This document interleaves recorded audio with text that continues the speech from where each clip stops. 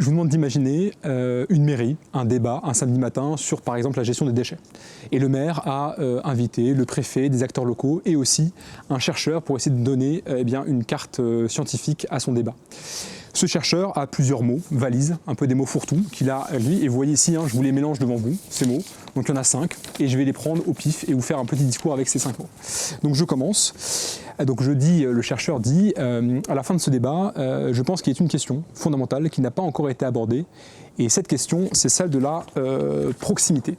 Alors pourquoi la proximité? Et bien parce que dans notre époque, finalement, il faut que nous fonctionnons sous le mode projet. Pourquoi? Parce que le projet, c'est ce qui permet finalement de favoriser la participation des individus.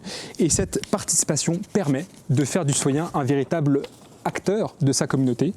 Et c'est parce qu'il sera acteur de sa communauté que nous allons refonder une notion qui, à mon sens, dont on ne parle pas assez, c'est-à-dire celle de contrat et du contrat social. Je pourrais reprendre ces 5 mots, ou en prendre 10 autres, vous les remettre dans un sens différent et vous faire un discours un peu fourre-tout. Et donc les mots peuvent aussi être des mots valises creux qui ne veulent pas dire grand-chose. Donc l'idée c'est aussi d'apprendre à utiliser les mots pour dire quelque chose, pour produire un discours qui a de l'impact. Je m'appelle Adrien Bureau, je suis professeur, j'enseigne le droit et l'économie à Aulnay-sous-Bois, en banlieue parisienne. Et en parallèle de ce métier de professeur que j'affectionne beaucoup, je suis plume, c'est-à-dire que je prête mes mots à des acteurs politiques ou aussi à des chefs d'entreprise. L'idée étant de pouvoir produire le discours le plus efficace qu'il soit et donc les aider à travailler sur leurs mots, leurs récits, leurs discours. C'est un très beau moment et surtout moi je ne suis entre guillemets que prof et j'écris. Et là, j'étais avec des gens qui font beaucoup, qui achètent des forêts en Équateur pour les préserver. C'est une autre dimension, et donc je me sens un peu petit. Mais en même temps, encore une fois, je pense que la question du langage, elle est fondamentale, parce que la bataille écologique est avant tout une bataille culturelle, c'est-à-dire une bataille des mots. Alors, ce qu'elle peut, c'est que c'est une bataille extrêmement nouvelle à l'échelle de l'histoire humaine, et que donc les cadres n'ont pas encore été pensés, les cadres conceptuels, et les mots pour dire le vivant et pour le défendre, eux non plus n'ont pas forcément été pensés.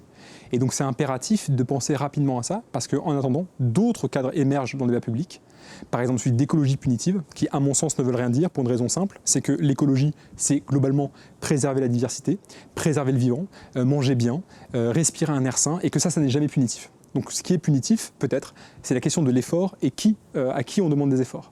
Et le fait d'utiliser ce terme, c'est simplement dans l'esprit des gens rapprocher deux termes qui n'ont rien à voir, l'écologie et la punition. Et donc c'est simplement un concept clé pour décrédibiliser l'écologie. Et pourtant, j'entends encore beaucoup d'écologistes, malheureusement, qui utilisent cette notion, qui pourtant a été créée par ceux qui ne plaident pas pour l'écologie. Donc il faut penser aux mots pour essayer au contraire de construire des cadres qui vont défendre la pensée écologiste. Alors, je connaissais très mal l'association qui nous a conviés ici, Green Sanctuaries, mais leur action est très belle, et donc c'est d'acheter des forêts pour évidemment les préserver. Et ce qui est intéressant aussi, c'est de voir que parfois la propriété privée, contrairement à ce qu'on pourrait croire ici, sert à préserver, et donc il y a la logique des communs, mais on voit que la propriété privée aussi a son sens quand elle permet de préserver justement ces communs. Donc voilà, j'ai appris notamment ça. Ouais.